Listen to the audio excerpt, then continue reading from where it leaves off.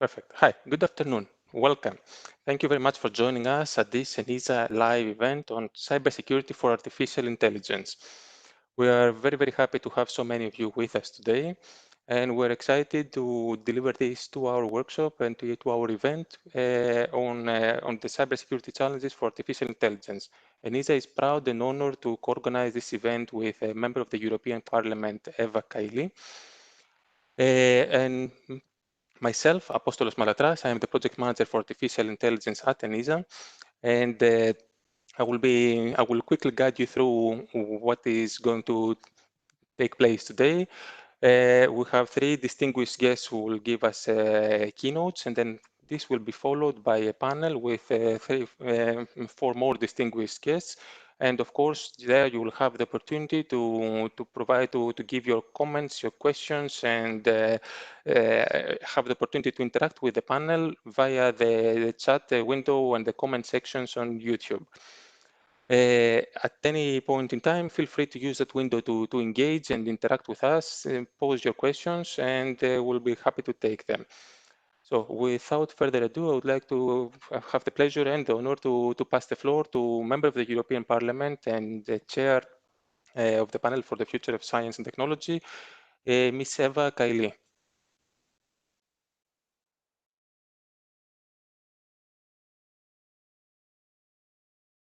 So,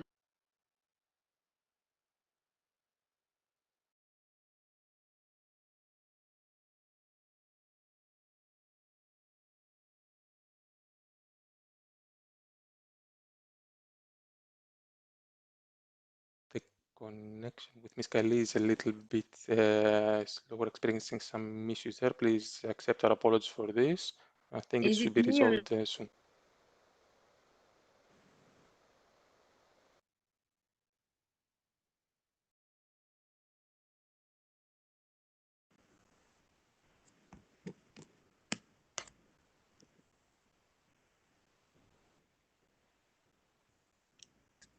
Ms. Kelly, maybe we can start with the audio, just with the audio, and then continue if the video works at a later stage. Apologies for this.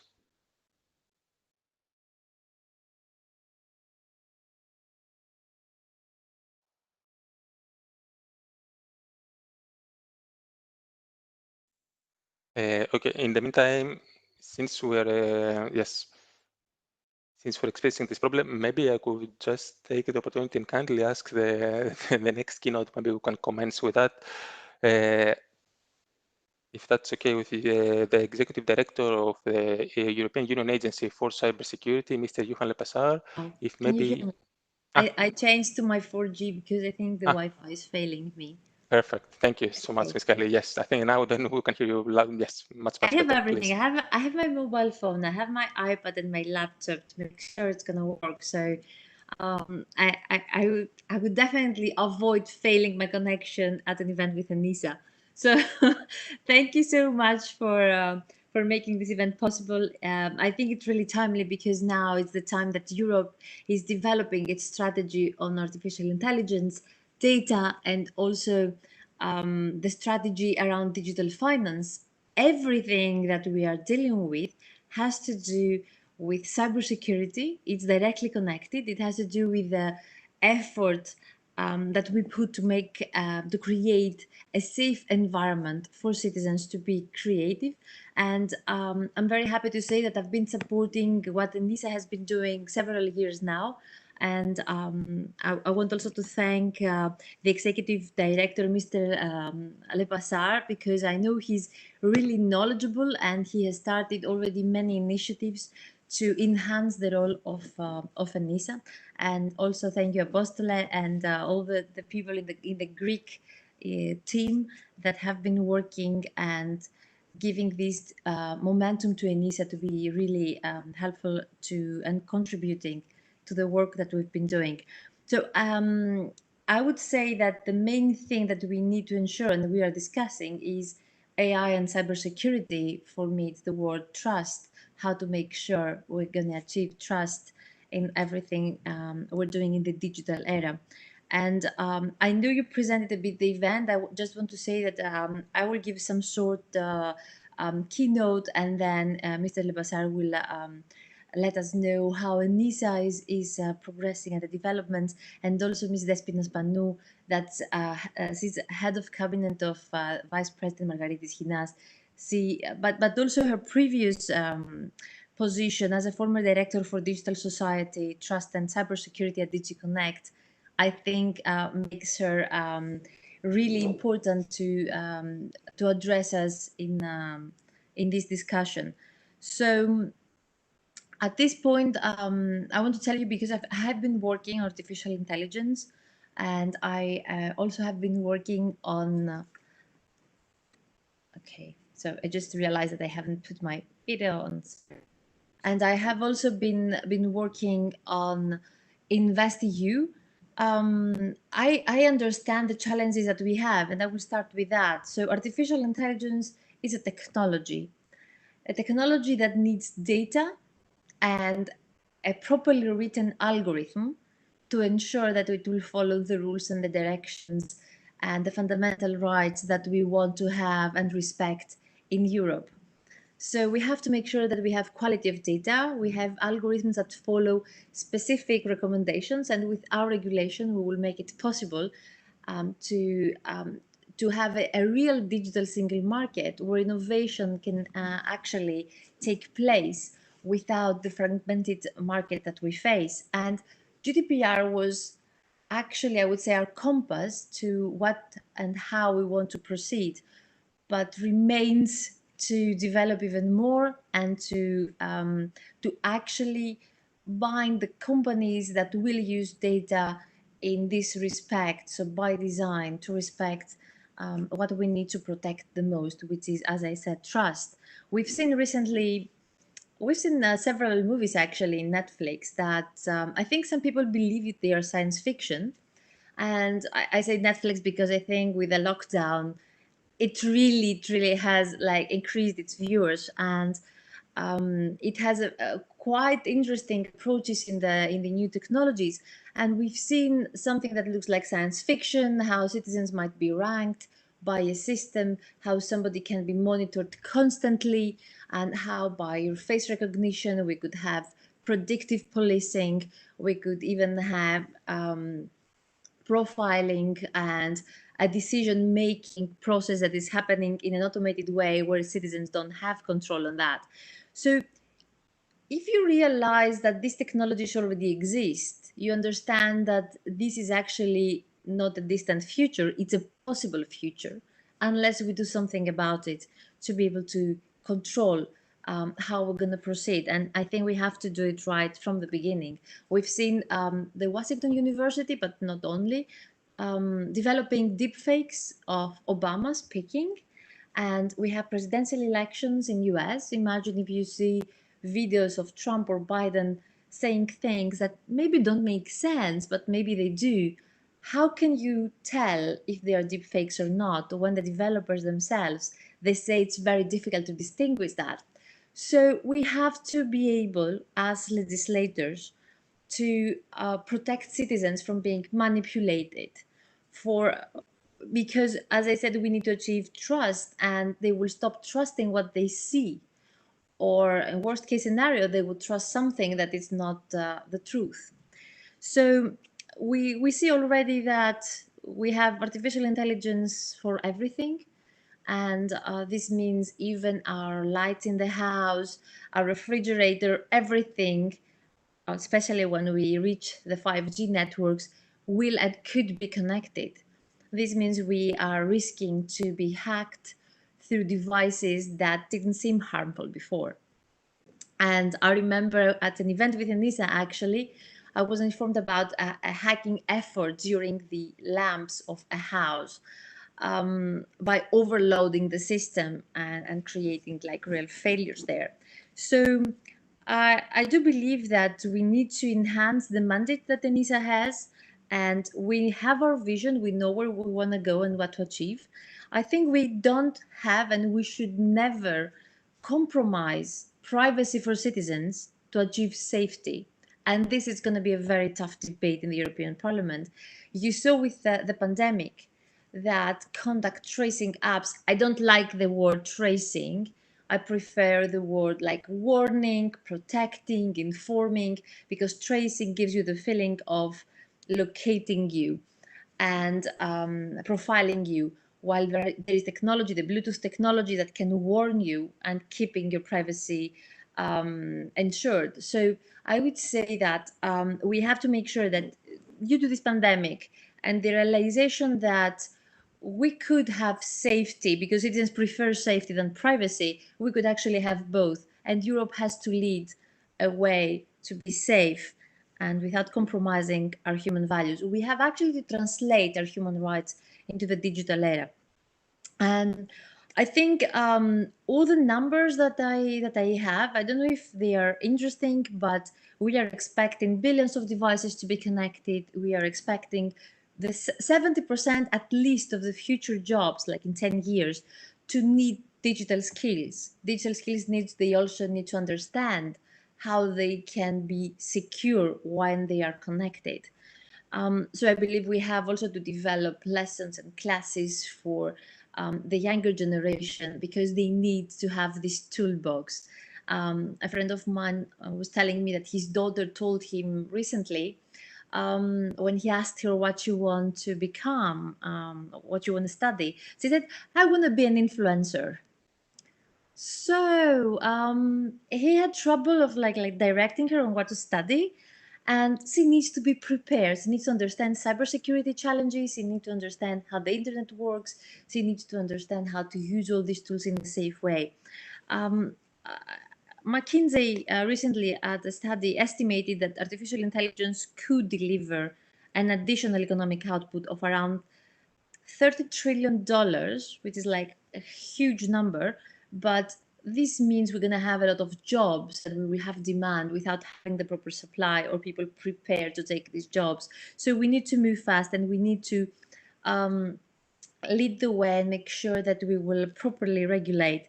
So I have the feeling that with the part of the legislation that's coming for data, we also have to work very close together in order to have the proper governance as much as we can, because governance is also something very complex and it's a matrix that we need to solve. But also it's very dynamic and data are being constantly generated, and we face challenges every day that we didn't expect. So we have to prepare the data governance model that Europe needs to have, and try also to influence by creating global standards, other global organizations that can approach countries beyond EU, especially democracies or countries that want to collaborate with you, with Europe under the light of our values.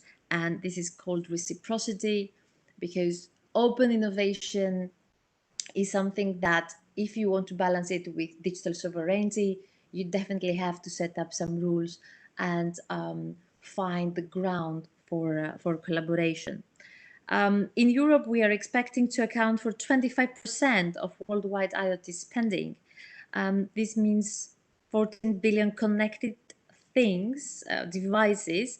It's a figure that could double, so go up to 25 billion by 2025. And actually, one fourth of that would be in Europe. And because I don't want to take much of your time, because I know we're going to have a panel discussion later, I want to tell you just about the challenges that we have and the things that we need to resolve in the next coming months, which is quite fast actually. It's the liability, who is responsible for a technology that, in order to service citizens, comes through the manufacturer, the programmer, the computer scientist, a big company, maybe a government in the end uses that. And if it fails, the challenge of liability, it's really a difficult task for us to solve. And we know that the main rules are the same, offline and online. So we want to have respect of human rights. We want to have respect of law. But when you move to online challenges, the translation is actually quite tricky, because it's not easy to find, as I said, who is the responsible have and the responsibility they have in their hands.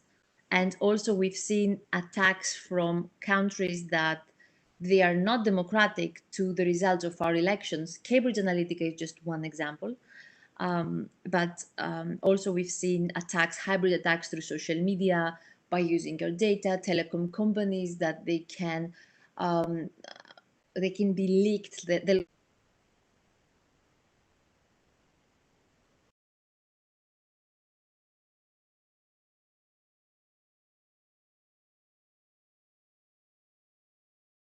I think Miss Kaili, we lost the connection. I think the connection is experiencing some issues. If it is possible to close your video connection, I think that would help matters. Apologies for this.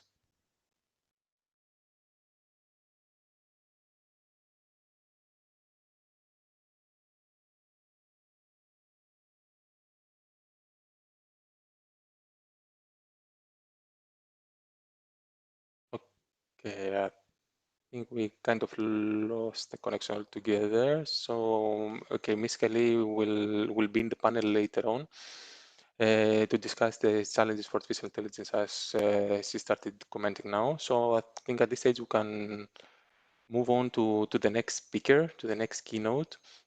It is a great pleasure and trying honor to to create a deep fake. now. Sorry, Miss Kelly, we kind of lost you there. Technological tools. You lost me, right? We kind of lost like two minutes ago. Sorry about this. Now it's much better. Please, sorry. Okay, I saw you freezing a bit, but I wasn't sure, so I kept going. I will just conclude by saying that we need cybersecurity certifications. We need to implement all the new tools that we already have. When somebody's technology, he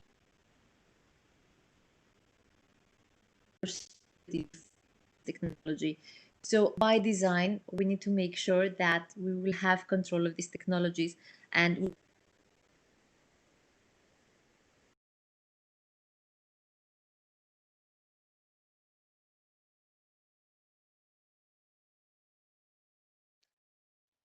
We kind of lost you again there. It's artificial intelligence is not really helping us today, or the technology in general.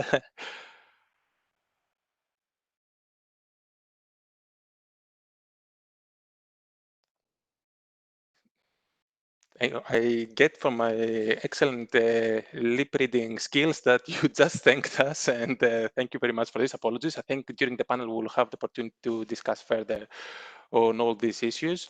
So as I was saying before, so it is, yes, after this very, very interesting, insightful presentation from Ms. Kaili, it is my pleasure and honor to pass the floor to the Executive Director of the European Union Agency for Cybersecurity, ENISA, to provide his intervention. Johan? Thank you very much. Thank you for the honorable member for a great introduction, and I hope that we can follow her during the panel more. Thanks, Apostle, for. I think we have a bit of a no, it's solved. Bit of an issue with the teleconferencing still. But I wanted to take this opportunity first, of course, to thank all the listeners and viewers that have tuned in to this seminar, workshop, or conference, however you might call it. And I really want to focus on the cybersecurity aspects of artificial intelligence. And I do that, of course, from the standpoint of the mandate of the agency. The agency has been given quite a lot of tasks with the Cybersecurity Act that came into force last summer. And of course, one of these tasks is to monitor and synthesize the information about technological, societal, and economic changes, assess the related threats and risks, and advise the EU decision-making bodies, but also national authorities on the proper policy framework. And of course, when we look at the artificial intelligence, this is a new technological development at the very crux of some of the most complex policy choices that the Europe must make. Now, few words perhaps on the general outlook of the AI first. We've heard as well that Ms. Kaili already noted that AI may create great opportunities for the economy. It is indeed estimated by McKinsey 2018 that it's between 3 trillion and 5.8 trillion in value annually across 9 business functions. AI will bring increase in technological industrial capacity, socioeconomic changes. But of course, when we look at the cybersecurity, then quite a lot of the business leaders have acknowledged that cybersecurity challenges rank first among the companies that adopt AI in their portfolios as well. And that goes to a variety of application areas and sectors like connected and autonomous vehicles, robotics, finance, economics, healthcare, security, safety, and of course, big data analytics.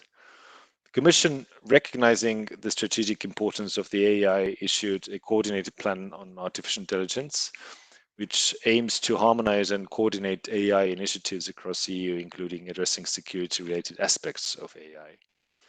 The AI white paper indicates different policy initiatives that are to be considered, including conformity assessments based on risks. And President von der Leyen, of course, in her State of the Union speech, also mentioned the importance of AI in delivering novel services to citizens. We in Europe, it's clear, want to set rules that put people first and put the security and trustworthiness of AI systems first. Algorithms must not be black boxes, and there must be clear rules if something goes wrong. And this was also the preset of the Commission's Security Union strategy that was set out in July 2020, and that highlighted the significance of AI and the relevant risks. Now, when we look at the cybersecurity for AI, there are several building blocks to artificial intelligence, and the Commission has several initiatives in place to tackle trustworthiness, transparency, liability, and ethics of AI. Indeed, the Parliament this day debates some of them. ENISA, with its unique role as the EU Agency for Cybersecurity, supports it with technical advice mapping the AI threat landscape and addressing the relevant challenges from the point of view of cybersecurity. What we currently have, of course, is 84 initiatives on ethical principles or guidelines for the artificial intelligence, including those from the high-level group of the Commission. However, there is no concrete cybersecurity framework or baseline for artificial intelligence. And of course, this is something that the agency now focuses on very much. Ongoing research work and there are ongoing research work and dispersed field of initiatives, and it's essential, of course, for us to address cybersecurity concerns and bring this research and ongoing work together. By securing the artificial intelligence, we can guarantee and can verify its trustworthiness. We can be sure that the ethics we impose are actually implemented. AI should not be addressed as a blanket term. There are artificial intelligence in different sectors and in different contexts of use, which has brought different risks and threats. And of course, the Commission white paper itself distinguishes between high risk and low risk uses of the AI based on the threat assessments. And of course, this is what ENISA now is undertaking under the AI threat landscape.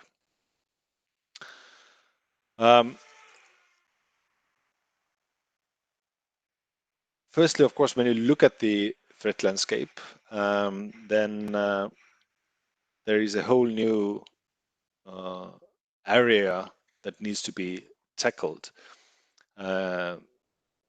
and it needs to be tackled from different perspectives. AI techniques may be used to augment or automate cybersecurity operations, but AI itself also needs to be secured, since there have already been reported cases of malicious attacks. AI techniques and AI-based systems may lead to unexpected outcomes and may be tampered with to manipulate the expected outcomes. So securing AI involves securing the algorithms and software, the AI rules, the data used both to train and to test the algorithms, as well as the computing building blocks of AI solutions. It also involves verification of what AI has learned, its knowledge base. Therefore, when using AI as means to support cybersecurity or in high-risk applications, such as cyber physical systems, it is essential to secure AI itself first. In particular, it is important to understand what needs to be secured, threats and models that are specific to AI, as well as the related data governance models, including designing, evaluating, and protecting the test data, the process of training AI systems as well, and to develop specific security measures to ensure that AI is secure. Now, when we look at the AI threat landscape, we look at the entire life cycle of AI systems and applications. ENISA has convened an expert group, and I'll talk about it later. And with this expert group, we tried to create a reference model of how AI systems work to be able to identify the critical assets that need to be protected. Once this was done, the expert group was able to pinpoint specific threats to these assets. And in the framework of the ENISA AI threat landscape, we have come up with the depicted categorization of 8 threat types. First, of course, we have nefarious activity and abuse, which includes malicious attacks. Then standard failures and malfunctions. Third category is outages to systems backing up the AI. There might be also physical attacks to AI-related infrastructure, such as cloud servers. We have a category for eavesdropping and interception of personal and sensitive data. There is a separate category for lack of legal compliance and lack of compliance to existing regulations, and in particular in relation to data protection. There are, of course, natural disasters that may affect operation of AI systems, and lastly, unintentional damages that might come as a result of people not making the right choices or not following standard procedures. The ENISA AI threat landscape is currently being worked in the context of the ad hoc working group for experts, and we hope that we can publish it in November. So today, let me zoom in into 2 asset categories, which will be covered also in the threat landscape, and which are essential to understanding the threats to AI: data and algorithms. First, let's look at data. Data is, of course, at the core of AI systems, and data is responsible for the decisions that AI systems will eventually take. It's therefore important to consider what are the threats to data. This is actually one of the most effective ways to attack an AI system because of the difficulty in identifying manipulated data compared to legitimate data. Data can be modified when it is sensed from different sensors, when data is stored in the cloud, or when data is being used by algorithms. In the example that you see in the slide, which you see 2 pictures of pandas, and which is the most typical and popular one in the relevant publication, an image of the panda at the right side is being manipulated by adding digital noise to this picture. We don't see that, but the AI systems do. And they don't anymore recognize panda as would be expected, but instead they see a gibbon. So the picture on the left side for an AI is not a panda anymore. Imagine the safety repercussions should such an attack happen in an autonomous vehicle, where the AI controlling the vehicle could not see, for example, a pedestrian, or in facial recognition systems. The second asset category is algorithms. AI algorithms and models often work as black boxes, since due to the high technical complexity, many developers use them as such. They don't look into them. They don't really understand them. They just take it as they go. Accordingly, they are a source of great threat, since their manipulation can go by undetected for quite some time. Algorithms and their parameters may be attacked to either make them dysfunctional, disclose personal and sensitive information. More importantly, they may be attacked to modify their normal behavior. A typical attack case that appears in literature is that of modifying vehicle behavior, as shown in the picture. In this case, the algorithm is slowly being modified in order to give misguided directions to the autopilot. Safety repercussions, of course, in this case would be also immense. Besides assets, there are supply chain risks concerning AI, which should also be considered and are very important. Third-party use of existing datasets can adversely affect the performance and security of AI algorithms and lead to insecure situations. Pre-trained models can propagate bias, discrimination, and hinder the transparency of algorithms, thus hampering security. Reliance on third-party libraries and tools, especially non-EU based, involves a great risk since algorithms can be seen as black boxes and may come then with security vulnerabilities and built-in bias. It is important to foster a European ecosystem for AI, including all elements of the supply chain. This is a race that the EU cannot afford to lose, since the long-term strategic implications are critical. The EU artificial intelligence ecosystem should place cybersecurity and data protection at the forefront and foster relevant innovation, capacity building, and research and development initiatives. Only this way will we allow to instill the union values into AI solutions, and more importantly, with the help of cybersecurity, to be sure that these values are actually enforced and AI becomes trustworthy. Thank you very much.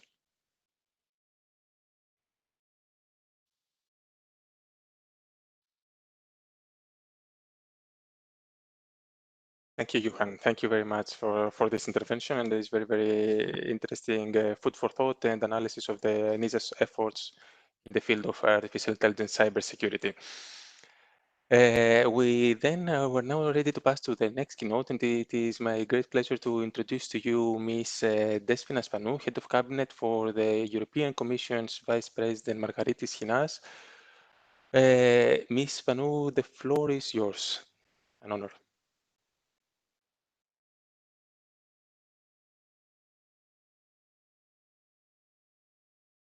I hope you can hear me now. Loud and clear. And you can see me.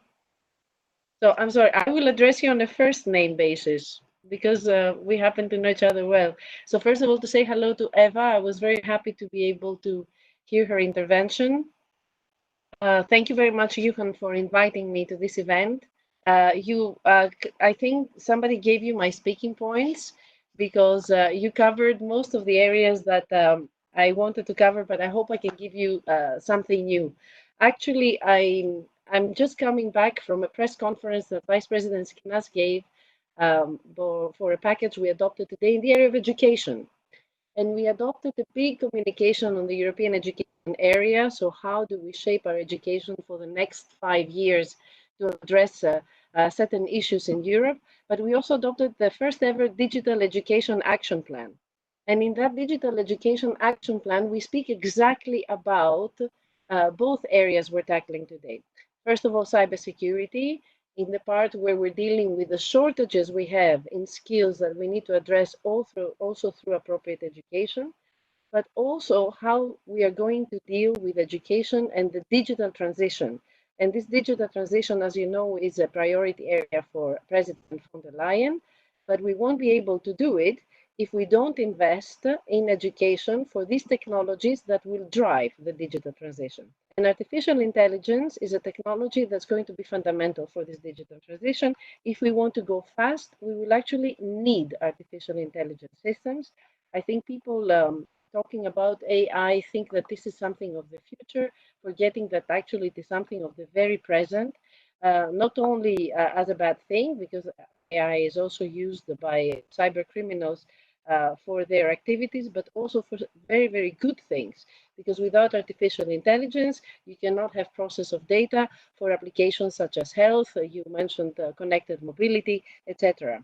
And we saw, for instance, how artificial intelligence played a key role during the COVID crisis, because thanks to algorithms, we managed to process data in the one high performance computer we had for that purpose in Barcelona that were giving us quick information about the expansion of the disease. In fact, the information that the European Control for Disease Prevention is giving us every day about the transmission of COVID is based on the processing of such data through artificial intelligence systems. So one thing we really have to do through these discussions that you're enabling today is to help de-demonize AI and to see how we make AI a good thing for us. And I think that's where cybersecurity comes in. Because by ensuring cybersecurity as an integral part of artificial intelligence systems, then we can assure everyone that it can serve the society rather than the opposite. Now, I saw recently, last summer actually, a big breach in the security of an artificial intelligence services companies that caused 2.5 million medical records to leak onto the internet. The medical records of people are sacred. We have a hard time convincing European citizens to make them available because of data protection rules, so that we can use them for their benefit, for early diagnosis, for proper treatments, for personalized medicine.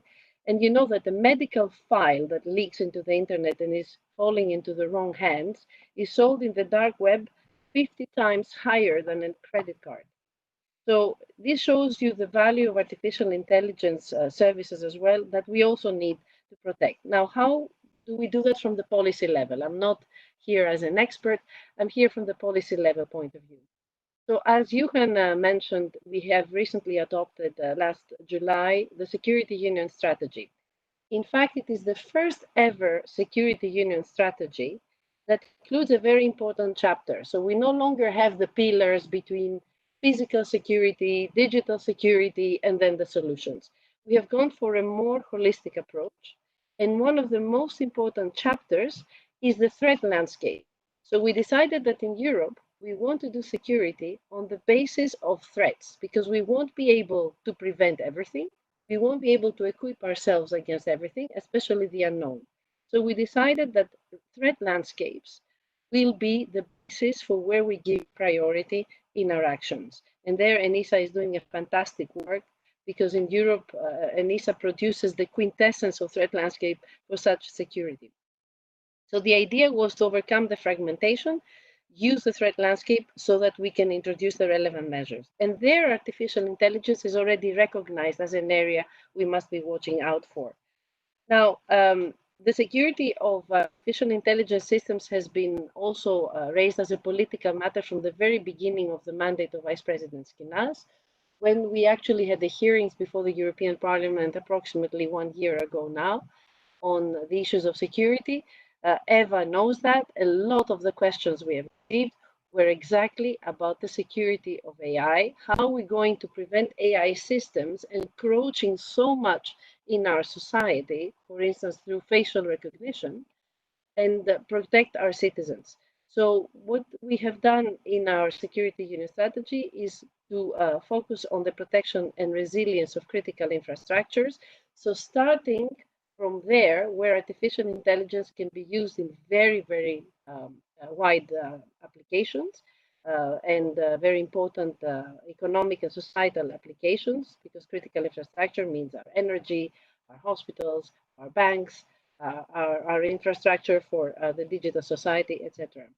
So the idea is that the new security union strategy will focus on critical infrastructure, bringing together the protection of physical and digital to the same level.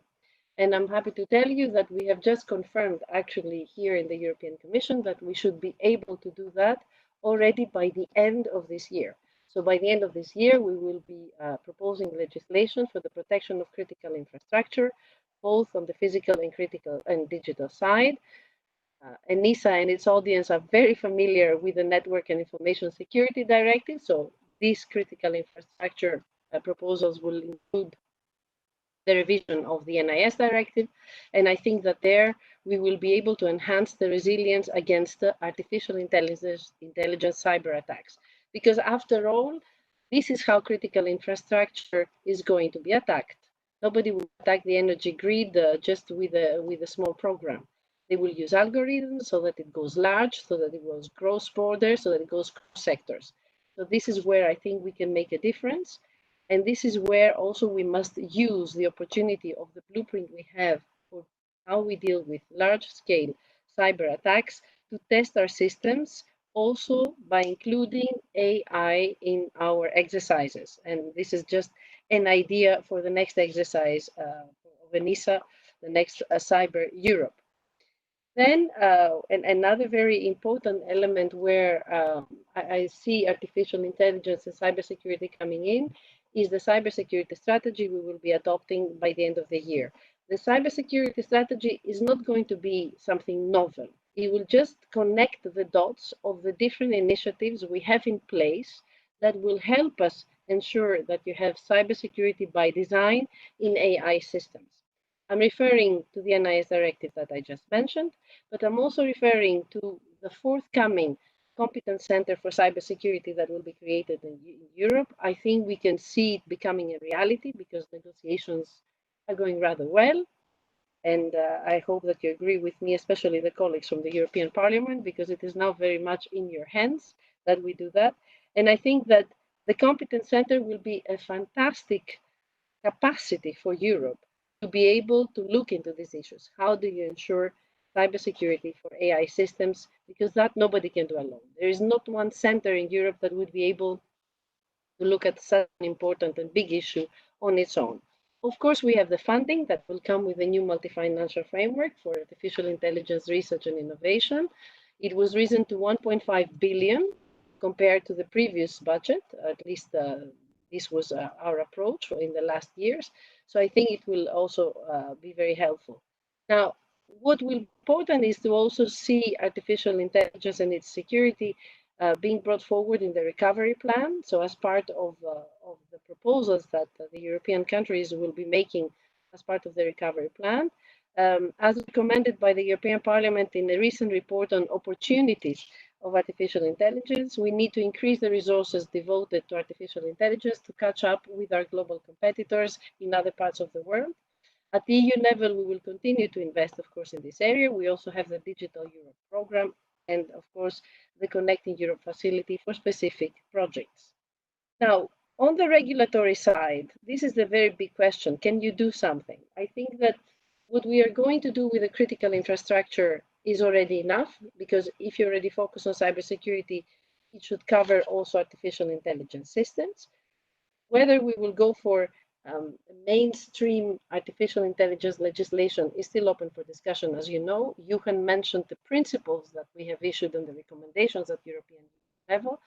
But I think at this point in time, we need to stay focused on the big picture through critical infrastructure, and then on individual issues that come up, be that through cybercrime, because we know that cybercrime is growing exponentially thanks to algorithmic attacks.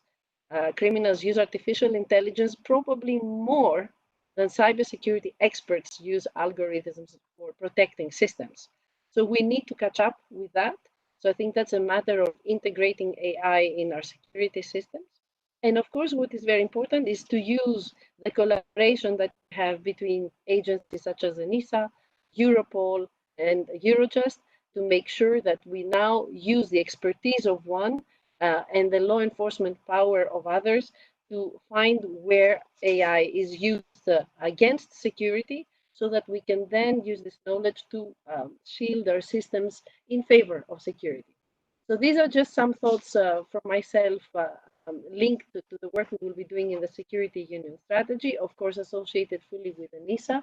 And I look forward also to the discussion so that we understand a bit more where our challenges will be in this respect.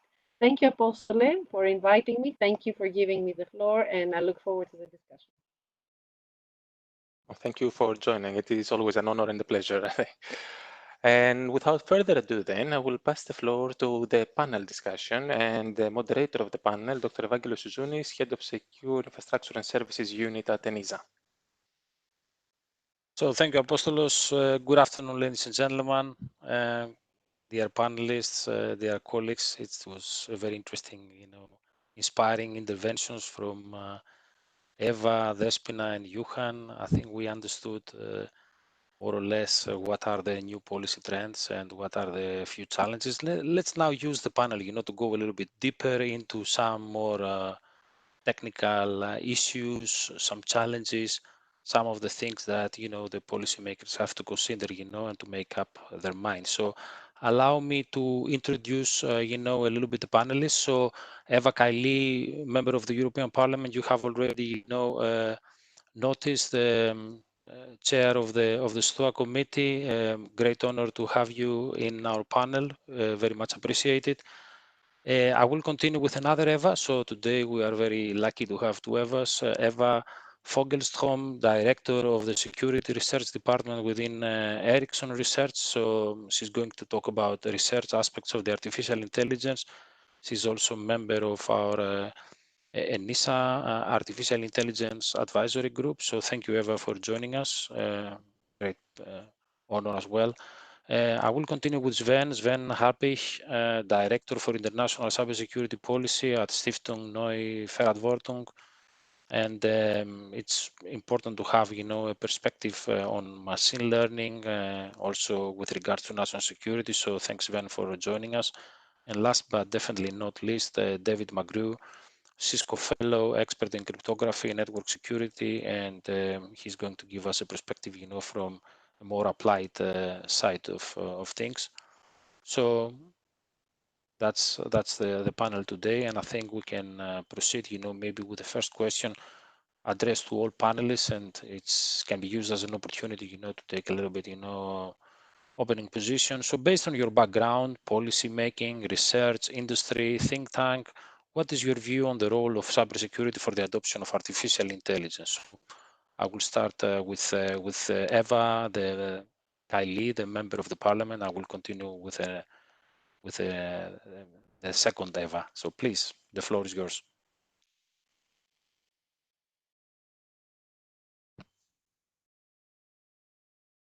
Eva, can you hear me? I think we lost her. No?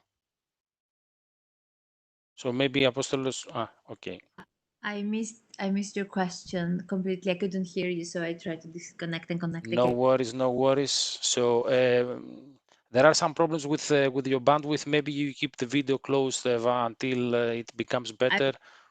Okay. Or we switch on, switch off as you think is more appropriate. Okay. Thank you. All right, very good. So the question is to all panelists, based on your background on policy making, on research, on industry, on think tank, what is your view on the role of cybersecurity for the adoption of artificial intelligence? You have the floor, Eva. So I actually heard everybody saying that we cannot have AI without cybersecurity. And this is the first step. So we cannot start designing AI without cybersecurity.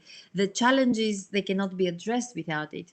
So one of the main things that I mentioned was trust, and we definitely need to make sure that it's going to be explainable to citizens. They will have control of their data, and they will consent. They will have more options, and we will ensure that everything that happens online happens in a trusted environment.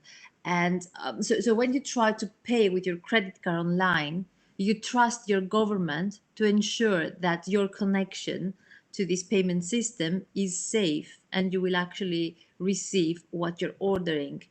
This is our responsibility. Citizens have to be able to use and innovate with these new technologies, and we have to make sure it's going to happen in a safe environment.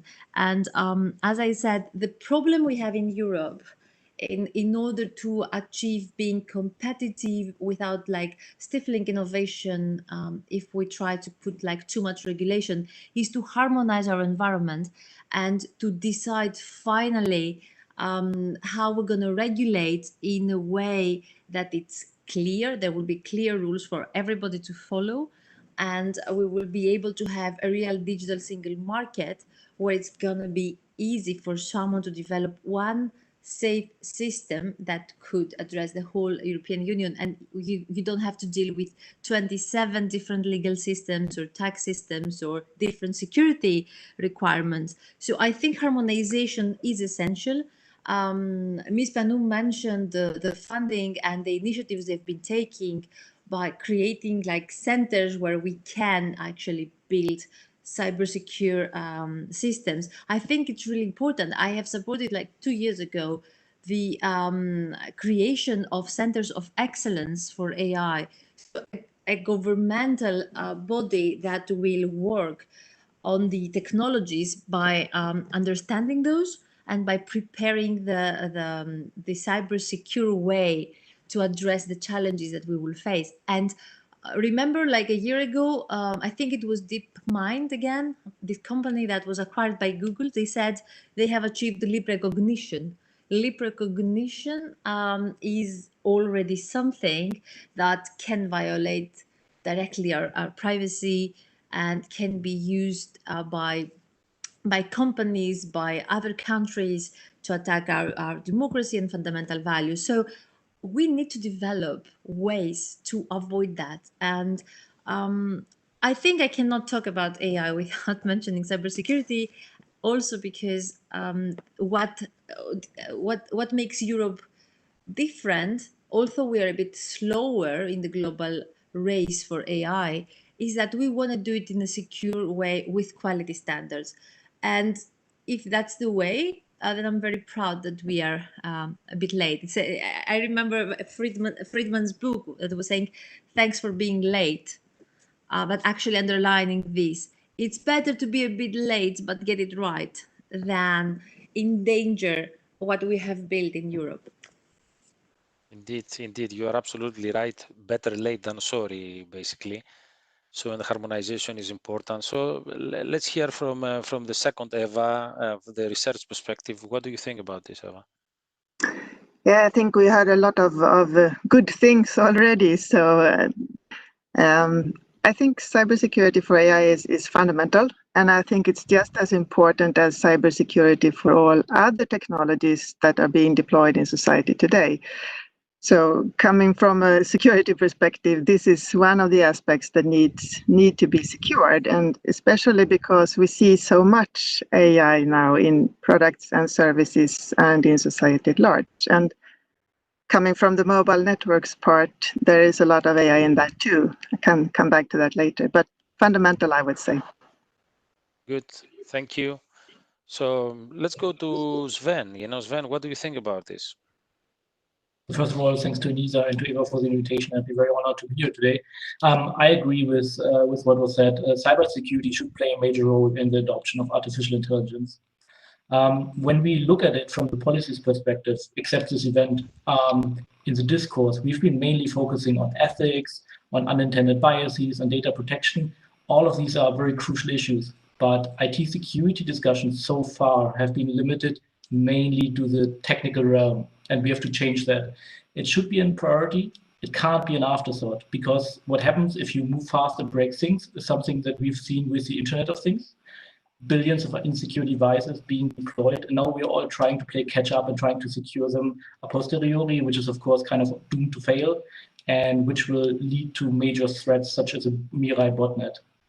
So we published last year a paper on the attack surface of machine learning, and the last sentence of the introduction was, we have to act now. And I feel like between last year and now, not too much has changed.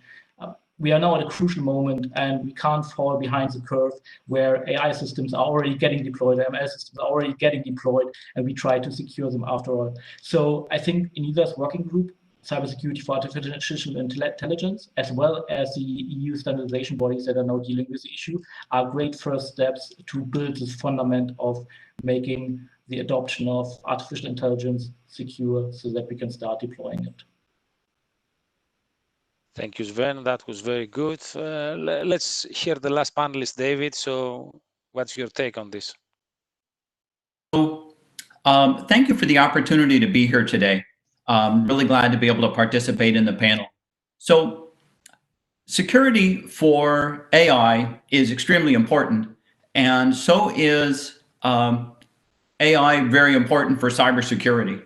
And I think, looking at that last point is really informative. So there's a number of aspects about the security and AI that get highlighted by looking at this. If you wind back the clock 20 years or so, in network security, the state of the art was to use rule-based systems derived by humans, human experts, and these systems would be run against data pulled off of networks and hosts. And nowadays, that's largely been replaced by machine learning. Not entirely supplanted, but machine learning is totally critical because of the scale of data in cybersecurity. So AI is extremely important. And with machine learning and the methodologies around that, there's more testing that goes on because the machine learning people understand the need of cross-validation and they perform that. Whereas with the rule-based systems, that's typically not done, even still today. So with AI and cybersecurity, we have an improved methodology and we have a user community that is embracing machine learning slowly. And what they especially need is AI that is not a black box, that's something that's robust, instead of trying to be hyper accurate on a particular training set. It needs to be robust against all types of data and environments that it can work in. So I think this robustness is really important, and it points the way towards the security for AI, because robustness against an adversary is not that different than robustness against other types of failure modes. And I think where we want to get is to a place where, AI is, it works in the face of an adversary and it works in the face of all sorts of other issues that we can face with big data systems. So thank you, David. That was very good. So I can tell you that 230 people, follow us, live, and around more even, and 500 people, are playback viewers. So this is for you. I don't want to make you nervous, but to understand, that what you say has an important impact. So I will go to the next round of questions. So, and go back, to Eva Kaili, member of the parliament. So how can we best support the EU internal market in promoting artificial intelligence security and fostering a secure EU-wide artificial intelligence ecosystem, Eva? So what do you think? First, if you allow me to make a comment, I think David is one of the people that without meeting, I knew his job. So I was talking to the Cisco CEO, and he was telling us we managed to avoid attacks or identify attacks without breaking the encryption of the network. So he has worked on encrypted traffic analysis to defend network information systems. And this is so exciting because we can also see that this is the example of achieving safety and privacy. So in Europe, what we definitely have to do is, since we know where we're going to go and we know what are our principles, we definitely need to harmonize our market. I think this is really important. We have to enforce our standards. And I think we have to talk about also an obligation to prove that you achieved the level of safety and cybersecurity that Europe requires. So I think, for example, when the discussion moves into Huawei and a telecom company that cannot give us clear answers about how the systems are designed, the software and the hardware, to make sure that we can trust it. We definitely have to give them the directions. We have to tell them what are the rules, and if they follow, they can be in the European market. If they cannot follow, they shouldn't. So we have to make this happen. We cannot just target one company. We have to talk about specific principles. So I think this is what we need to achieve in the upcoming legislation. And of course, as I said, I think we need to enhance the role of ENISA even more. And we are lucky to have Mr. Lepasar, he comes from Estonia. He comes from a country that is leading in the digital era. And we have Despina Spanous, is the director at the place where she actually coordinates everything on cybersecurity in Europe. So we are lucky to have knowledgeable people in positions that they can actually design in the best possible way what's going to happen in our future. So as having studied architecture, I like to talk that we have to build everything by design in the best possible way. Well, this is absolutely correct. Design is important, and you have to take security upfront. And we know that very well. Otherwise, it costs a lot of money, and sometimes it's even difficult. And you have to break the foundations of the system. So, guys, in the panel, I see you are very quiet and you wait, for your, order, for your time, to intervene. Please, I would like to have a little bit interactivity, a little bit of discussion. So do not hesitate to intervene if you have any point to make. I will. Yes. So it looks a bit, loud and a little bit, fuzzy. It looks like we are arguing, but it helps the dialogue, and in my opinion, at the end, the result is a little bit better, and for the audience and the participants as well. So please do not hesitate, to intervene. I will proceed to Eva, the second Eva, Fogelström. What do you see as the main R&D challenges when it comes to security of the artificial intelligence, or to securing artificial intelligence, to be more accurate, Eva?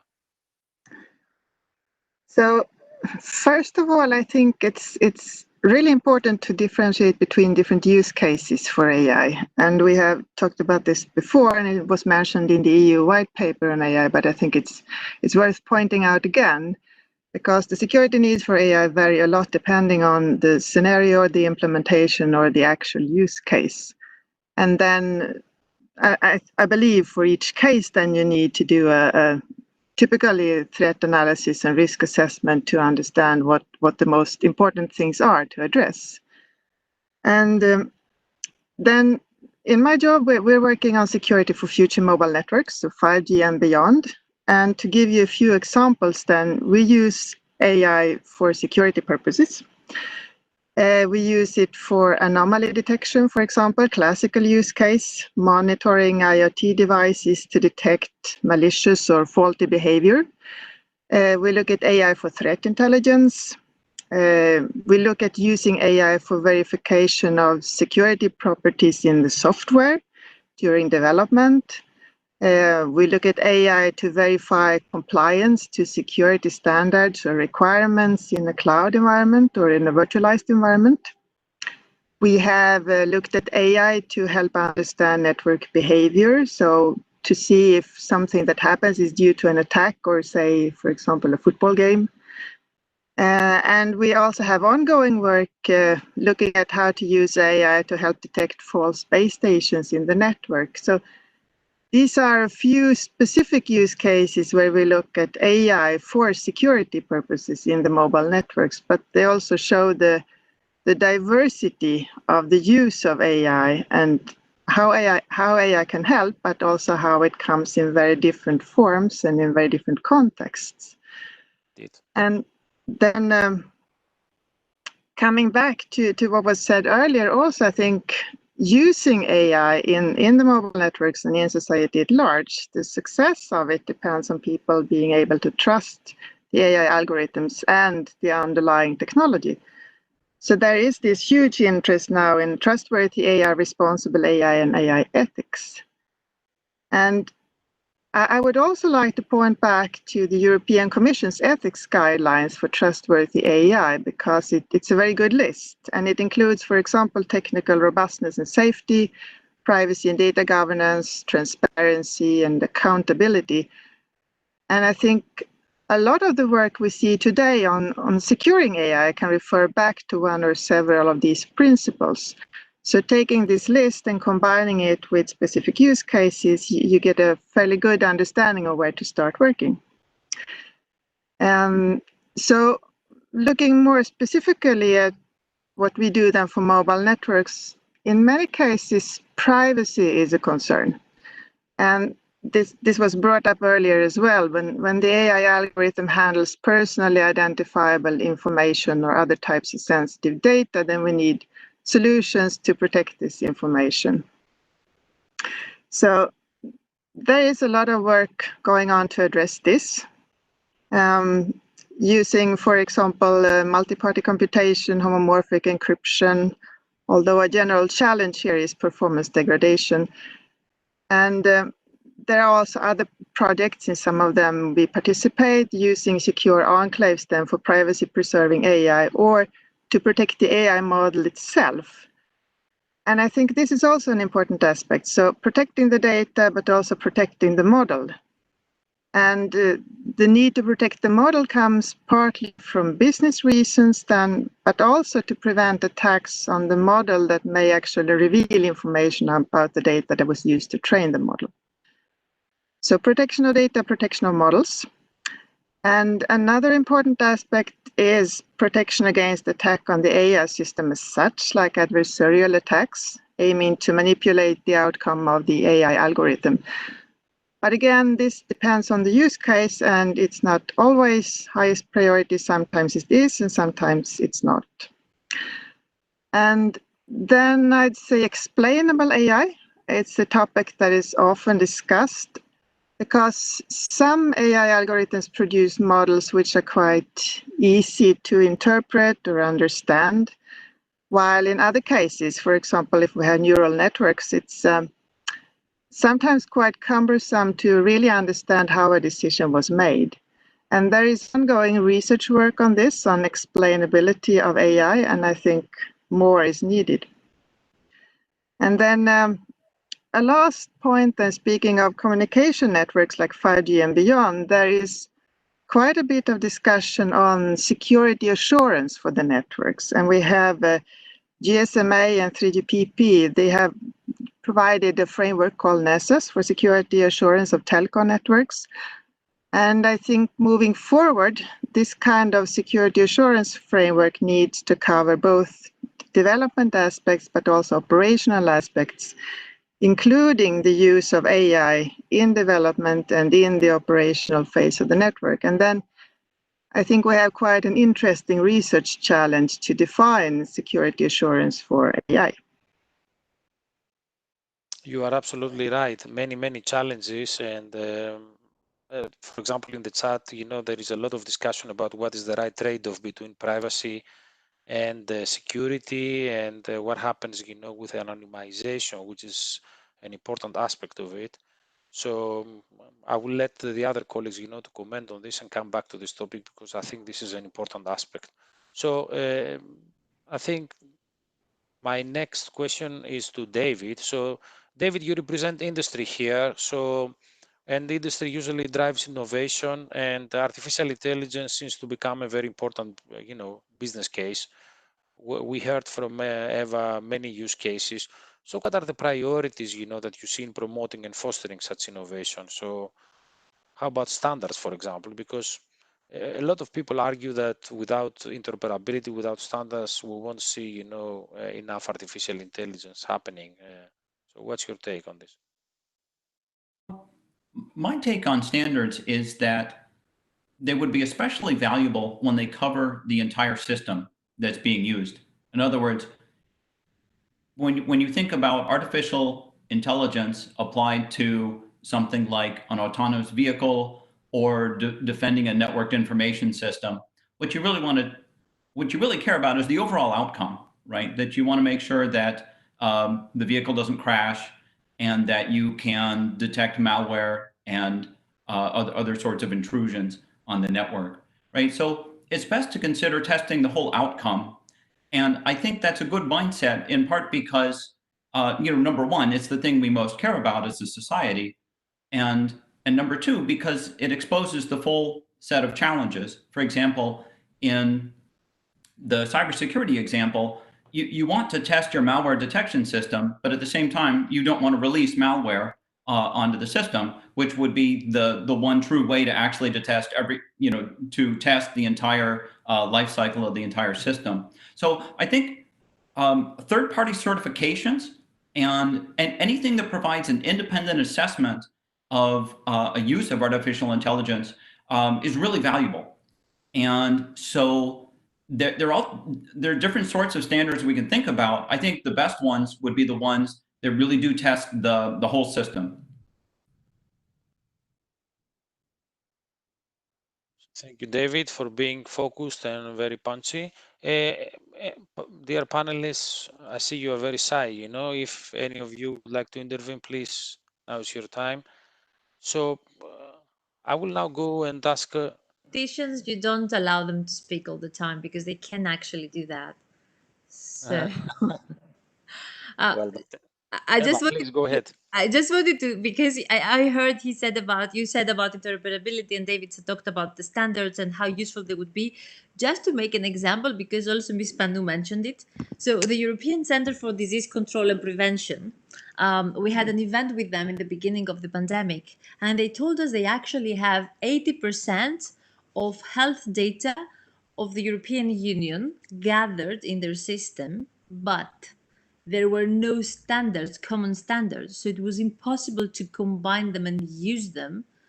And most of them, they were useless. So imagine if we had the same standards and we could provide really fast the scientific community with data from what's happening in each hospital, in each country, in each member state, and how they dealt with it, which treatment worked the best, the ages of the population, who got mostly affected, who got better faster.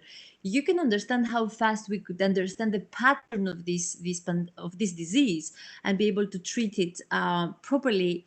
Maybe we wouldn't have been now online. We would have been like in the European Parliament discussing about these things in a physical, with our physical presence. So this is how important standards are. They could be crucial for our lives and for the scientific community. And whenever I see scientists, they always tell me the same: we need good quality of data, and we have to make sure they will be able to share them. They will have also a space where they can securely share these data between them, Yes. and make it cyber secure, so that bad quality of data sets will not intervene or like try to manipulate or create misperceptions by using this data. Yes, you are absolutely right. And on artificial intelligence, basically, this is, the holy grail. I mean, the data, teach the algorithm to become better, and the algorithm, learns, to use the data in a better way. So, as Johan said at his intervention, manipulating the data is basically a very classical attack, to artificial intelligence. And but there are concerns. Honestly, there are concerns about, the privacy of the people, how these data are going to be used, if there are any anonymization schemes, and so on. So I don't want to put fire, on the panel about these topics, but this is definitely something that is discussed. And there is also in the panel, I hear from Apostolos here that a lot of people talk about transparency, so transparency in the algorithms and the decision making. So to our knowledge, there is a concentration of power, in the algorithm. So there are very few, basically providers, of artificial intelligence algorithms. So this, worries us a bit. But anyway, maybe with this in mind, I move basically to Sven and I ask him in the broad context of supply chain security, Sven. So what are the relevant risks to artificial intelligence from your perspective? So if you look at the supply chain of machine learning, easily figure it out that it has many stages, from data generation to data curation, going on to using online repositories or pre-trained models. And a number of those stages in this development cycle are a number of those stages in the development cycle are prone to outsourcing or require third-party tools and services. And each of those stages can be attacked by organized crime, by nation-state-backed actors, or by both groups. So therefore, it's challenging to maintain a level of security that we need across this entire supply chain. Improving threat detection, transparency, and information sharing, for example, with regards to data breaches and vulnerabilities, is crucial to mitigate those risks in the supply chain. However, securing artificial intelligence is not only about exciting, or for me, exciting things such as spotting backdoors in a deep neural network, but also about basic IT security measures. A large part of the artificial intelligence attack surface consists of general purpose hardware and software, such as developer accounts in repositories or cloud servers. So securing those and maintaining basic cyber hygiene and IT security measures is the foundation to secure artificial intelligence. And we should not forget about that and only focus on the new and shiny things.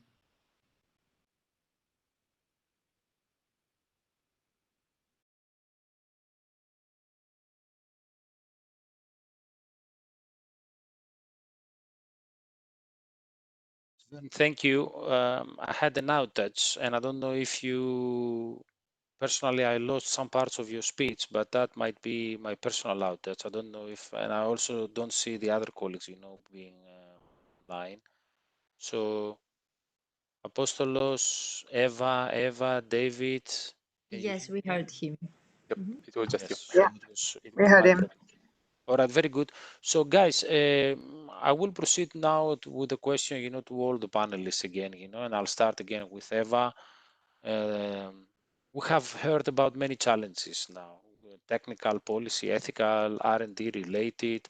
So we heard also some ideas about, policy intervention. So it's clearly a multifaceted issue, and it's fairly complex. But how do you foresee the regulatory environment shaping up concerning this area? I mean, you are a strong leader. You are the chair of STOA.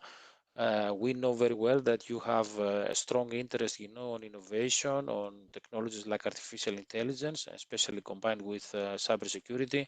So how do you see this? What will be the challenges the regulator needs to take into account? Well, actually, this is a very timely question because the European Commission's proposal is already signaling towards a classification of AI products, services, and solutions according to the risk they pose. We have to see that further into the details, but this is like a starting point. And this risk is assessed on how critical the user or sector of an AI product or service is. So we will not have like one regulation fits all. We will try to understand the risk-based approach and the industry-specific approach that is preferred. And because we don't want to limit innovation and scale back the development of and deployment of AI, we definitely need to protect the more risky sectors and have like maybe higher security standards if we have to. For example, healthcare or transportation. You said what's happening if somebody attacks an autonomous vehicle and gets involved into its driving condition, or the legal system also. So these are sectors that can have massive impact on the freedoms and rights of citizens, or their access to essential services, for example, their access to have an insurance. I can give you just an example of the real world. In China, there is an application that it's automated to rank citizens, and now also due to the pandemic, allow or not allow, restrict their access to public transportation based on the ranking. So these are things that we want to avoid. We don't want to develop systems like that. We want to make sure that innovation can happen. And it's a challenging exercise. We have to continuously monitor the sectors and the products and what could go wrong. So I think, again, by design, we have to use also our leverage as being legislators of a big market, a global market, a globally competitive market as the European Unions, and be able to compete with keeping our quality standards. And one thing we didn't mention a lot, but it was, I heard a few things about it. It's like we also have to invest into supercomputers, because it's really important to have also the necessary equipment and hardware. So I heard the word hardware, but let's be more specific. We need quantum computing. We need supercomputers. We are moving into a super intelligence, which means we might have systems that would not just use deep learning technologies, but also they could use super intelligence to automate the decision making process. And there we need like very, very strong safety checks, and we need to secure the 5G networks and make them also technically secure for the health of the citizens, because of the density and the connectivity that it's difficult to measure. So we also have to talk about the hardware issues.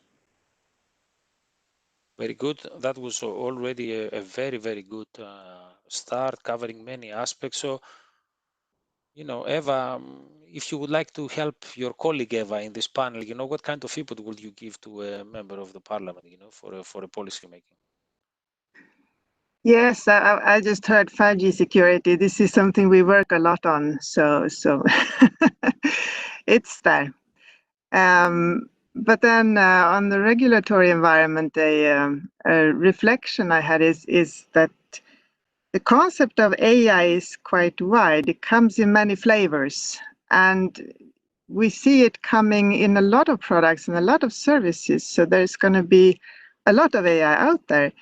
And then I'm thinking, there is a fine trade-off then to actually allow for the full potential of AI while still controlling the security of it. And that's also what Eva hinted at, I think. And maybe I'm thinking just maybe that would be the greatest challenge of them all.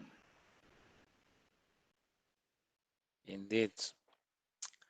So Sven, so how will you help Eva, to develop a right policy framework? Yeah, I think two aspects are really crucial here. The one, Eva already mentioned, we have to look at high-risk environments. What does high-risk environments using machine learning or AI applications, what is the distinction from critical infrastructures using conventional IT systems not featuring machine learning, for example? That's one thing that we should definitely focus on, because there is a difference, and latent effects, delayed effects caused by interference with machine learning or artificial intelligence applications can have a long-lasting effect, either leading to injury, loss of life, or also to infringement of human rights and undermining democratic processes. So that's one thing, but the European Union is already looking at that, I think, so I would just want to double down on that. The second point, I think we have not quite mentioned it. Of course, we have mentioned we need a robust ecosystem in the EU on securing artificial intelligence. That's one thing. Of course, we need funding for research, we need to promote technical research, all that is good and well. But what we haven't mentioned here today, I think, is the talent pipeline. So we need to educate, attract, and maintain talent. A lot of the tools and services we need for machine learning, artificial intelligence are free, libre, open source software. But what we need, and what every country in the world needs right now, is the talent to implement it, because the talent will also be needed to increase security, explainability, to figure out if systems have been tampered with. And if we don't have that talent in the EU, then most of the discussions we had today are kind of futile. So we need that as a basement. Good. So very nice, interesting perspectives, augmenting the rest of the panelists. So David, last but not least, obviously, on this topic. So how will you help your fellow panelists, Eva, on policy making? A lot of good points have already been raised. I think the skilled workforce is a very important point that, as Sven described. Applied research and development is also really important. I think promoting that is really essential to developing the ecosystem around AI and secure AI. I think that's it's important to have a policy that promotes that. And since my panelists have already covered a lot in this space, let me mention just a particular area that I think would be valuable to for policy to promote, which is within AI, it's conventional to think about knowledge, expertise in artificial intelligence separately from what they call domain expertise. In other words, an expert in AI is not also an expert in, say, IoT systems. So when you apply when you apply AI to an IoT system, you need an expert from both. So within the AI community, it's important to develop this security mindset, this defensive mindset for because we want secure AI. So I think it's really important to bring security into the AI umbrella. So that's one of the things I'd really like to see policy promote. Very good. So I think, Eva, we gave you enough feedback and enough ideas, for you to take on board in the near future plans of the Parliament. So we need more. So please, even after this event, just send us specific amendments. You cannot imagine how valuable they are for us, because you understand the technology. We agree for the direction that we want this legislation to have and to take, and what our values are as Europeans and as citizens, that we want to have a democracy not being undermined by new technologies, but like offering more benefits to the citizens. So please, like, advise us now before we get it wrong. Because also we have a lot of politicians, and including myself, that we don't have your expertise on what can be achieved with the technology. So perhaps there are ways to do that, things that we could have prepared, but we didn't know that technology could realize them. So please feel free to contact me constantly during the legislative time. thank you very much. This is direct democracy, Eva, so democracy for the people. Thank you for opening this up, to not only to the panelists, but, I can tell you to more than 300 people, following this discussion lively. So be prepared, to your inbox will explode in the coming days, I hope. So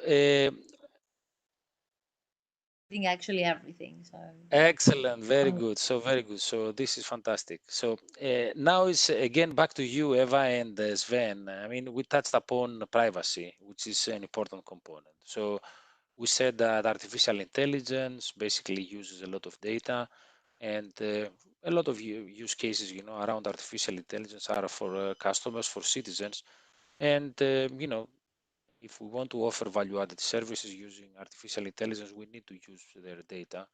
So what's the right balance between privacy and cybersecurity? I mean, what do you think is the right mix? And is the need for cybersecurity and data protection setting roadblocks to wider artificial intelligence deployment in the EU? So is GDPR, for example, a barrier to the wide adoption and deployment of artificial intelligence? A bit of a provocative question, I know, but we wanted a little bit stress in the panel. Thank you, Eva, for answering this.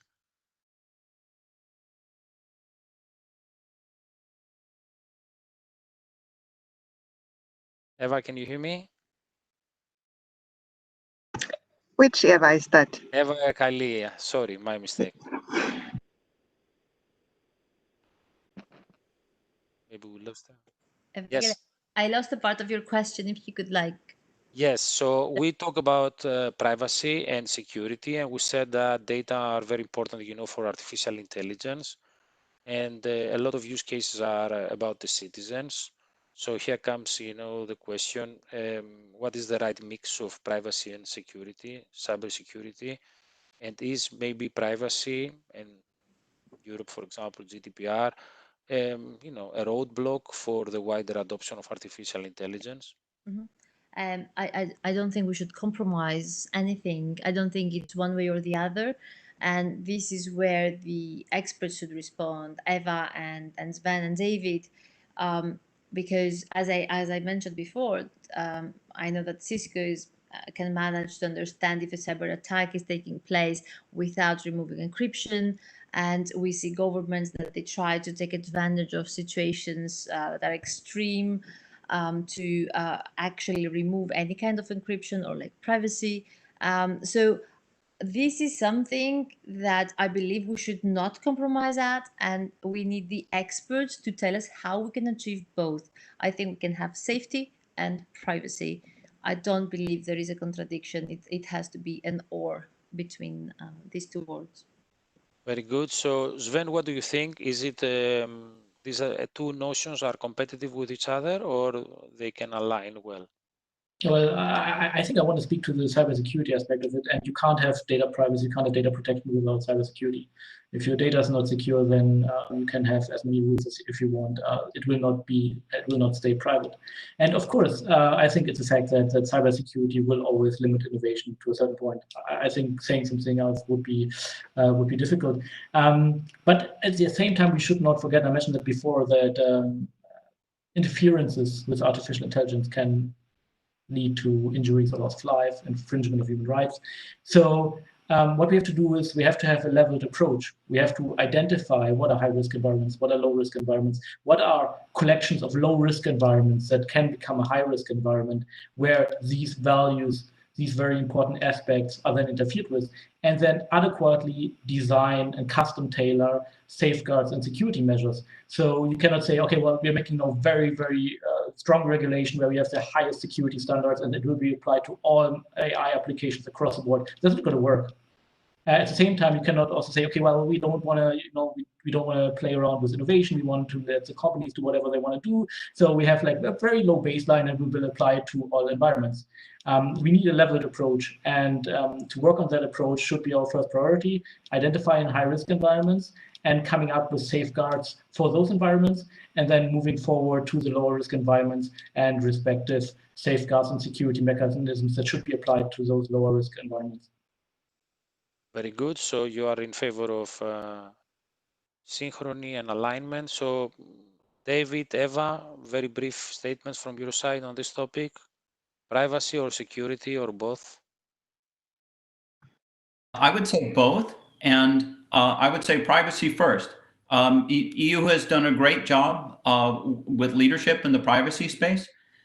It's there are a lot of different use cases for AI, and it's clear that for some use cases,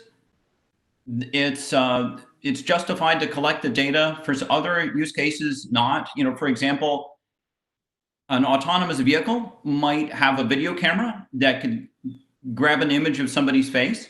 That's obviously important for the vehicle to use the camera to avoid obstacles and not strike people. So that's perfectly good. But then we have video surveillance systems that can be very privacy invasive, and we clearly don't want those. So it's tricky, but we want machine learning, we want artificial intelligence, but not for every possible purpose. So we clearly need to respect privacy with the regulation in this space. I see there is already discussion about, basically capacity. There are discussions about capacity building, about education, about awareness. There are discussions about privacy, and of course, these are all important elements. So before going to the second Eva, to get a quick statement from here as well, I would like to ask, the audience basically to send us any questions that they would like us to ask on their behalf. We'll have a small Q&A session at the end. All right, and now is the time to collect some questions. So Eva Fogelstrom, the floor is yours. Yeah, I basically agree. I think we need both privacy and security. So a lot of good things were said already. Okay, very good. Thank you. So you are very democratic and honest people, indeed, that should be the case. So we need to find a way to balance privacy and security. And I hope, that that will be fairly easy. So I will proceed, to the next question that I will have prepared for you is at ENISA, we argue that cybersecurity is a shared responsibility. The more we collaborate, the better. And based on your background as representatives of big industries, so basically Eva Fogelstrom and David McGrew, how do you see your role in creating a secure ecosystem for artificial intelligence in Europe, but also internationally? So do you need closer public-private collaboration to tackle the beast of artificial intelligence security? Is it indeed a shared responsibility or not? So let's start with you, Eva Fogelstrom. Yes. So coming from Ericsson, we have a long history of working together with academia and other parties to jointly bring technology forward. And I think by combining the technical expertise that we have in academia and the competence and the know-how of industry, we can achieve great results. And we've seen this before. So we have many examples of collaboration projects that have led to new solutions that are being taken into standardization or even development. And then I think collaboration projects with academia also allow us to look a bit further ahead. So we can expand the horizon and we can work on new solutions that will hopefully benefit society at large. So not only directed towards one specific industry or one specific solution. And then I think I would like to come back to the competence buildup, because when people from different organizations and with different background and different competence come together to collaborate on something, then we jointly build competence. And we touched upon this, that we need AI competence, we need cybersecurity competence, so building both in the same go, I mean, that would be a perfect match. And as for our role specifically, we have collaboration projects ongoing. We have with the UC Berkeley RISE Lab, for example, in California.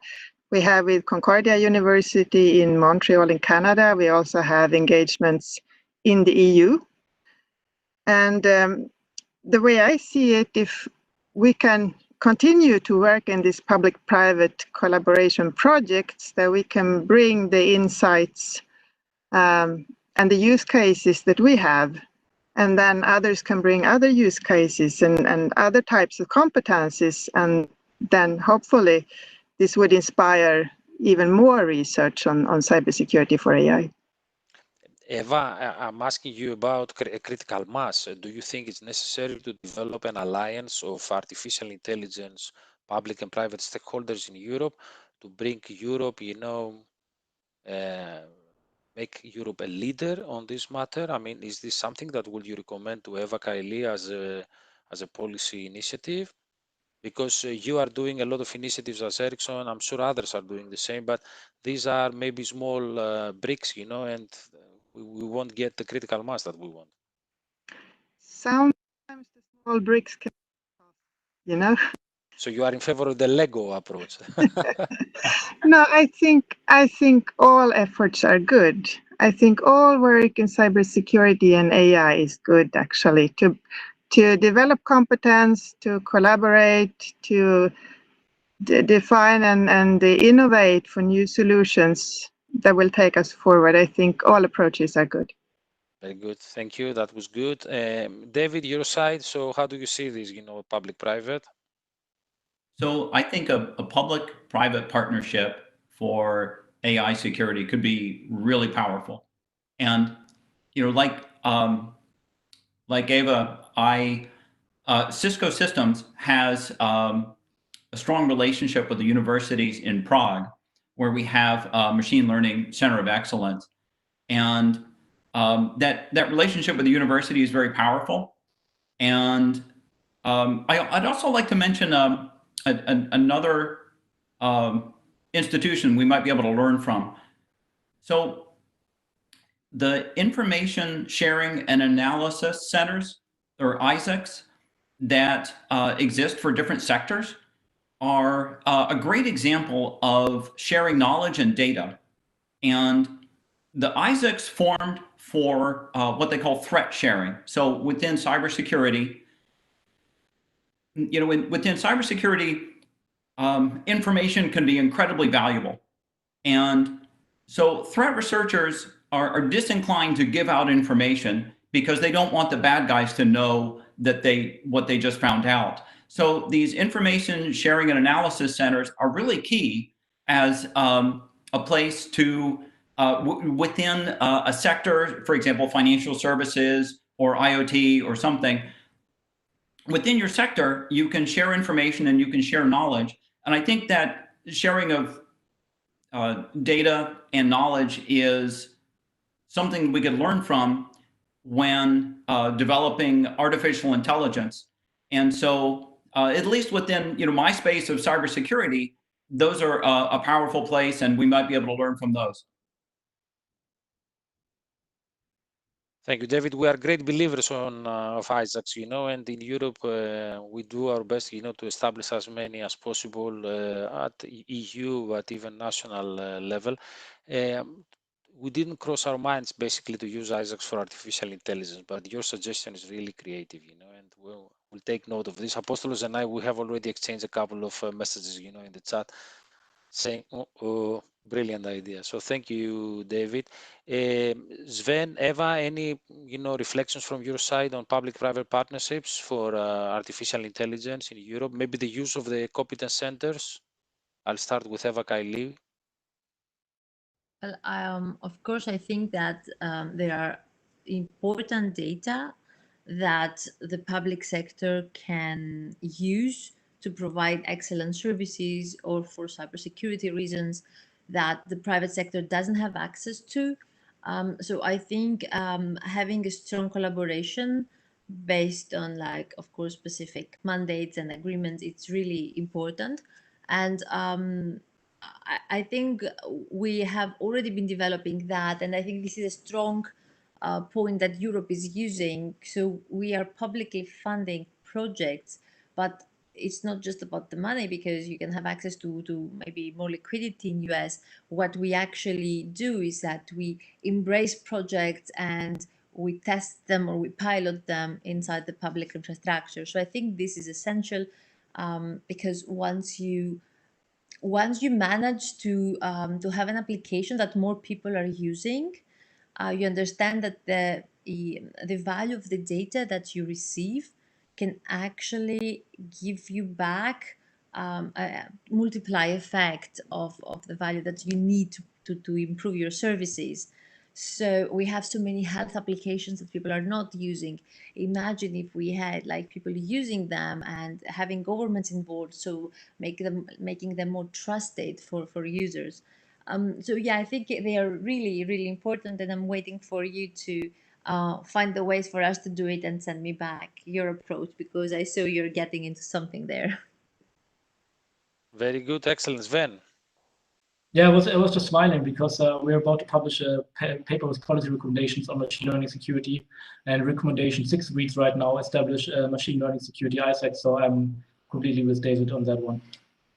Excellent, very good. So guys, we have a couple of questions from the audience, and because they were patiently waiting, for asking them, so we have time for one or two of them. So I'll ask the panel, all of you, whoever thinks is competent to answer, how can cybersecurity keep at the same pace as artificial intelligence that is moving so fast? So here we talk about innovation, so can cybersecurity basically the same pace? What happens with the famous principle of design, so security by design? So do we maybe delay innovation or not? So who wants to express an opinion?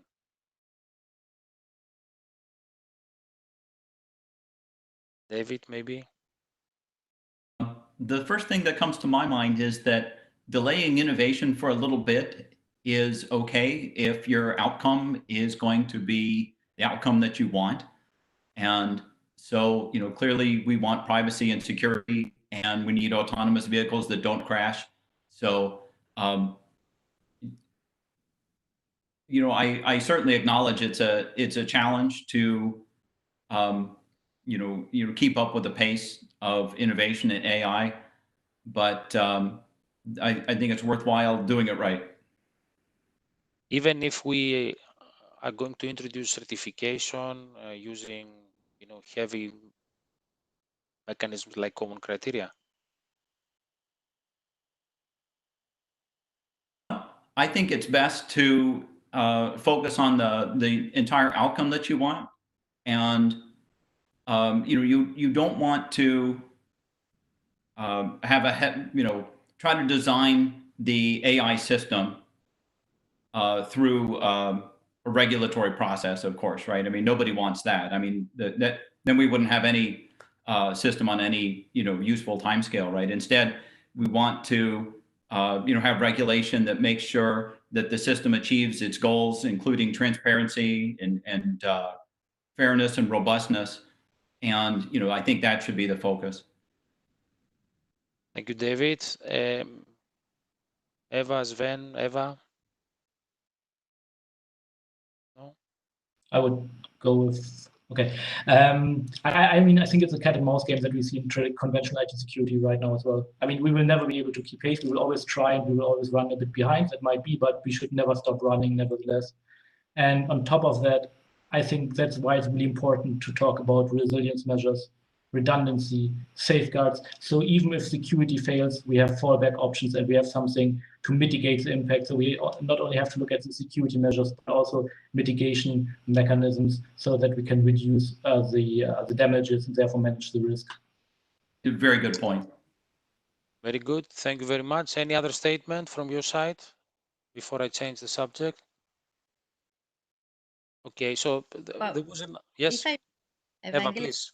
If I may, I would just say that I agree with both David and Sven. So test before is really important, even if that delays you.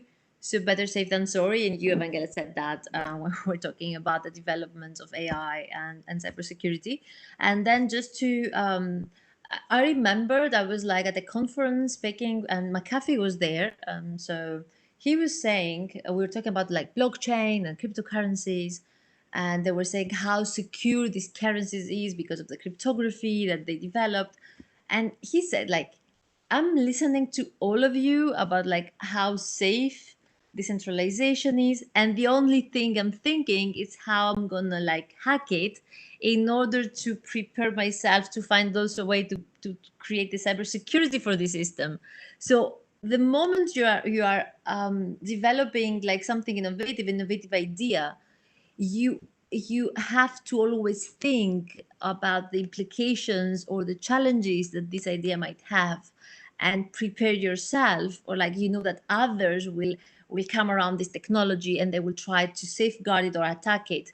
So I don't believe we can unbundle that thinking. Maybe it follows, of course, because first you have to see what you can achieve and then you have to secure it. But I think the delay there, it's really, really small. We delay more as politicians to regulate, and this is a good thing. Sometimes we delay too much, and this is a bad thing, because then you have huge companies with great data ownership that we cannot now control, and there is no room for startups and SMEs. And this is something that we should have done faster. But I think innovation is the first, and then it's cybersecurity, and then immediately it has to be regulation. Very good, thank you. This is indeed the case. It happened in a few areas. The regulation came late, and there was a huge consolidation in the market, and then it was very difficult, basically, to bring some order. So, last question. There was a lot of discussion on the criticality and the high-risk sectors and the safety, because some of the artificial intelligence, algorithms are going to be used for for example, smart cars. So what happens there, with the safety, where there are very strict rules, a big tradition of, 50, 100 years, on safety rules and regulations. So how do you see this, playing out? So any statement from your side to satisfy also the need of the audience, for listeners today?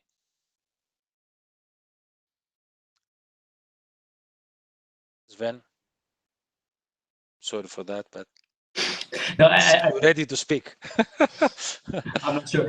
I mean, I think we see a lot of research there. And for example, if you look at current technically feasible attacks, for example, against autonomous driving, these only work under certain conditions under which the cars will never be on European streets. So a lot of research is currently put into that.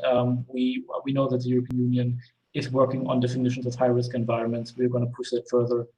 We see a lot of initiatives in that direction. So for now, I do believe that at least here in the European Union, that there will be plenty of research and regulation going into the systems, the machine learning applications that are safety relevant.